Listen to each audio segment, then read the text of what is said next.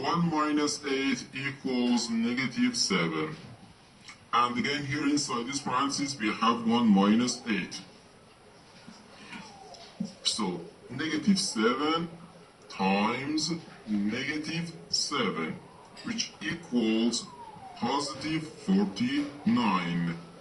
But this answer is not correct, because according to the order of operations, first we have to do parentheses, then exponents, then multiplication or division, and finally addition or subtraction. Remember that multiplication and division have equal priority and we have to work from left to right. And the same applies to addition and subtraction. In this expression, we have one subtraction, one multiplication, and the one parenthesis. Inside this parenthesis, we have one subtraction.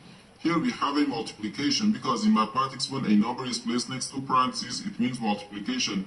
And we usually don't write the multiplication sign for brevity. Okay?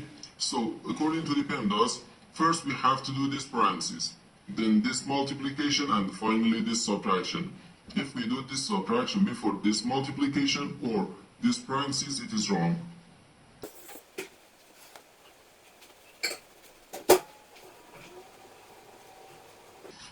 So first we have to do this parenthesis. Inside this parenthesis we have 1 minus 8, which equals negative 7. So 1 minus 8 times negative 7.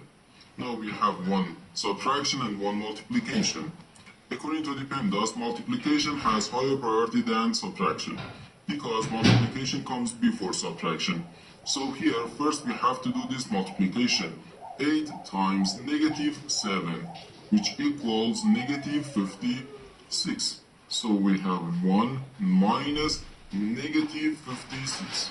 Now, negative times negative is just positive. So 1 plus 56, which equals 57.